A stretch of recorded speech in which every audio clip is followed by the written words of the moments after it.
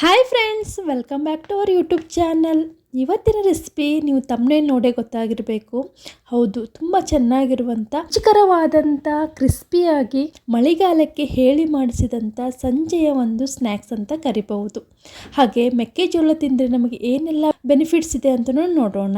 ಬನ್ನಿ ಹೇಗೆ ಮಾಡೋದು ಅಂತ ತಿಳಿದುಕೊಳ್ಳೋಣ.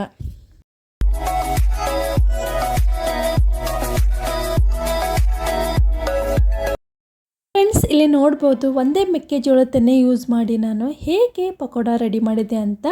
ಮೊದಲಿಗೆ ನಾವು ಇದನ್ನು ಯಾವ ಥರ ಬಿಡಿಸ್ಕೊಳ್ಳೋದು ಅಂತ ನೋಡೋಣ. ಮೊದಲೊಂದು ಚಾಕು ಸಹಾಯದಿಂದ ನಾನು ಈ ಥರ ಒಂದು ಲೇಯರ್ ಅನ್ನು ಕಟ್ ಮಾಡ್ಕೋತಾ ಇದ್ದೀನಿ. ಇದರಿಂದ ಈಸಿಯಾಗಿ ನಾವು ಬಿಡಿಸ್ಕೋಬಹುದು ಅಂತೇಳಿ ಅಷ್ಟೇ. ಸೊ ಇದು ಸರಳವಾಗಿದೆ, ತುಂಬ ಈಸಿಯಾಗಿದೆ ಈ ಮೆಥಡು. ಸೊ ನಾನು ಎಲ್ಲ ಕಾರ್ನರ್ದಾಗ ಕಟ್ ಮಾಡಿಕೊಂಡು ನಾವು ಅದನ್ನು ಒಂದು ಲೇಯರ್ ರಿಮೂವ್ ಮಾಡಿದರೆ ಸಾಕು.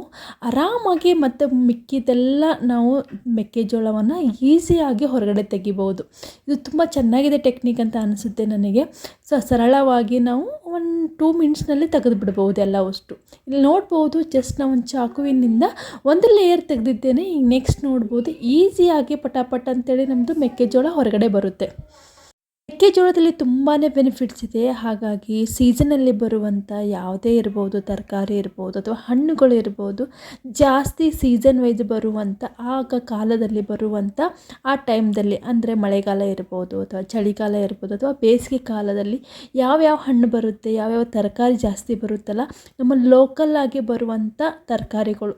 ಸೊ ನಾವು ಬೇರೆ ಕಡೆಯಿಂದ ಟ್ರಾನ್ಸ್ಪೋರ್ಟ್ ಮಾಡಿರ್ತಾರಲ್ಲ ಆ ಥರ ಯೂಸ್ ಮಾಡಬಾರ್ದು. ಸೊ ಲೋಕಲಾಗಿ ಸಿಗುವಂಥ ಹಣ್ಣುಗಳನ್ನು ಯೂಸ್ ಮಾಡಬೇಕು ನಾವು, ತರಕಾರಿಗಳಾಗಿರ್ಬೋದು. ನೋಡ್ಬೋದು ಚೆನ್ನಾಗಿ ಬಿಡಿಸ್ಕೊಂಡು ಬಿಟ್ಟೀನಿ. ಪಾತ್ರೆ ಅಥವಾ ಕಡಾಯಿಯಲ್ಲಿ ನೀರನ್ನು ಹಾಕಿ ನಾನು ಕಾಯೋದಕ್ಕೆ ಇಟ್ಟಿದ್ದೆ. ಚೆನ್ನಾಗಿ ಕುದ್ದಿದೆ ನೀರು.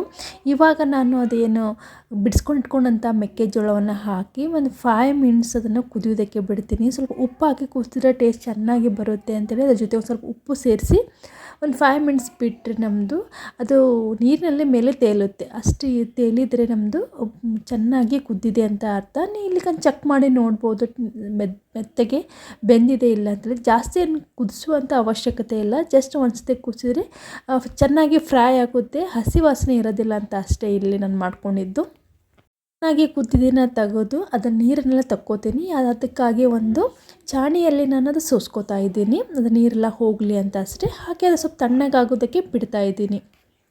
ಜೋಳದಲ್ಲಿ ತುಂಬಾ ಬೆನಿಫಿಟ್ಸ್ ಇದೆ. ಅದು ಏನು ಅಂದರೆ ಇದರಲ್ಲಿ ಫೈಬರ್ ಅಂಶ ತುಂಬ ಜಾಸ್ತಿ ಇದೆ, ವಿಟಮಿನ್ಸ್ ಇದೆ, ಮಿನರಲ್ಸ್ ಇದೆ ಮತ್ತು ಆ್ಯಂಟಿ ಆಕ್ಸಿಡೆಂಟ್ ಇರುವುದರಿಂದ ತುಂಬ ಒಳ್ಳೆಯದು. ಮಕ್ಕಳಿಗೂ ಕೂಡ ಕೊಡ್ಬೋದು. ಇಲ್ಲಿ ನೋಡಿ, ನಾನು ಒಂದಿಷ್ಟು ಬೆಂದಿದಂಥ ಮೆಕ್ಕೆಜೋಳಕ್ಕೆ ಸ್ವಲ್ಪ ಚಾಟ್ ಮಸಾಲಾರ ಇರ್ಬೋದು ಅಥವಾ ಹಾಕಿ ಮಿಕ್ಸ್ ಮಾಡಿ ನಾವು ತಿನ್ನೋದಕ್ಕೆ ಮಕ್ಕಳಿಗೆ ಕೊಡ್ಬೋದು.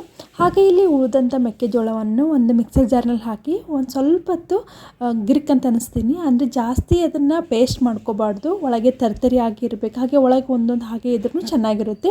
ಅದನ್ನು ಒಂದು ಬೌಲ್ ಒಳಗೆ ಟ್ರಾನ್ಸ್ಫರ್ ಮಾಡಿ ಅದಕ್ಕೆ ಅರ್ಧ ಕಪ್ಪಿನಷ್ಟು ಕಡಲೆ ಹಿಟ್ಟನ್ನು ಯೂಸ್ ಮಾಡೀನಿ. 2 ಟೇಬಲ್ ಸ್ಪೂನ್ದಷ್ಟು ಅಕ್ಕಿ ಹಿಟ್ಟು ಯೂಸ್ ಮಾಡ್ತಾ ಇದ್ದೀನಿ.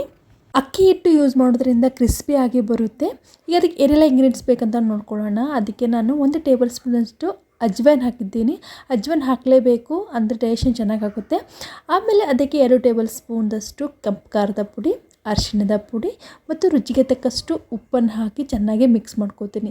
ಇಲ್ಲಿ ನೀರು ಜಾಸ್ತಿ ಹಾಕುವ ಅವಶ್ಯಕತೆಯೇ ಇಲ್ಲ. ಅದು ಏನು ಬೆಂದಿರುವಂಥ ನಮ್ಮದು ಮೆಕ್ಕೆಜೋಳಕ್ಕೆ ಆಲ್ರೆಡಿ ನೀರಿನ ಅಂಶ ಇರುವುದರಿಂದ ತೇವಾಂಶ ಇರುತ್ತೆ.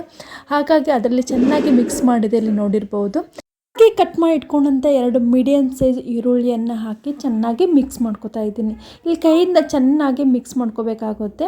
ಸೊ ಇಲ್ಲಿ ನಾನು ಯಾವುದೇ ಥರ ನೀರನ್ನು ಯೂಸ್ ಮಾಡುವುದಿಲ್ಲ, ಅದರಲ್ಲಿರುವ ತೇವಾಂಶದಿಂದಲೇ ನಾನು ಮಾಡ್ಕೋತೀನಿ. ಮೇನ್ ಎದಕ್ಕೆ ಅಂದರೆ ಜಾಸ್ತಿ ಅಳುಕಾದರೆ ಅದು ಎಣ್ಣೆ ಹಿಡಿಯುವ ಚಾನ್ಸಸ್ ಜಾಸ್ತಿ ಇರುತ್ತೆ.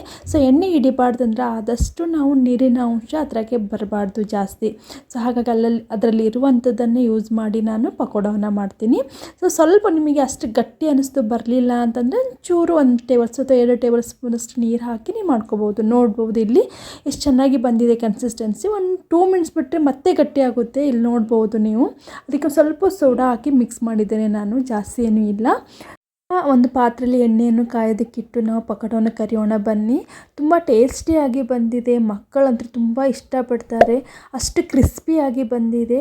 ಸೊ ಹಾಗಾಗಿ ನೀವು ಒಂದ್ಸಲ ಈ ಸ್ನ್ಯಾಕ್ಸನ್ನು ರೆಡಿ ಮಾಡಿ ನಿಮ್ಮ ಸಂಜೆಯ ಟೈಮನ್ನು ಮಳೆಗಾಲದಲ್ಲಿ ಈ ಥರ ಸ್ನ್ಯಾಕ್ಸಿಂದು ನೀವು ಎಂಜಾಯ್ ಮಾಡ್ಬೋದು. ತುಂಬ ಗರಿ ಗರಿಯಾಗಿ ಬಂದಿದೆ. ಯೂಶ್ವಲಿ ಎಲ್ಲರೂ ಕಡಲೆ ಹಿಟ್ಟಿನ ಪಕೋಡ ಇರ್ಬೋದು, ಈರುಳ್ಳಿ ಪಕೋಡವನ್ನು ಮಾಡೇ ಮಾಡ್ತಾರೆ. ಹಾಗೆ ಸೀಸನಲ್ಲಿ ಸಿಗುವ ಈ ಮೆಕ್ಕೆಜೋಳದಿಂದ ನೀವು ಪಕೋಡವನ್ನು ಮಾಡಿ ಒಂಥರ ರುಚಿಯನ್ನು, ಬೇರೆ ಥರದ ಸವಿಯನ್ನು ಸವಿಬಹುದು ಅಲ್ವಾ. ಈ ವಿಡಿಯೋ ನಿಮಗೆ ಇಷ್ಟ ಆದರೆ ಲೈಕ್ ಮಾಡ್ಬೋದು, ಸಬ್ಸ್ಕ್ರೈಬ್ ಮಾಡ್ಬೋದು, ಹಾಗೆ ಕಮೆಂಟ್ ಮೂಲಕ ನಿಮ್ಮ ವಿಚಾರಗಳನ್ನು ತಿಳಿಸ್ಬೋದು. ನೋಡಿ ಗರಿ ಗರಿಯಾದ ನಮ್ಮ ಕಾರ್ನ್ ಪಕೋಡ. ಮತ್ತು ನಿಮಗೆ ನೆಕ್ಸ್ಟ್ ವಿಡಿಯೋದೊಂದಿಗೆ ನ್ಯೂ ರೆಸಿಪಿ ಸಿಗ್ತೀನಿ. Thank you for watching.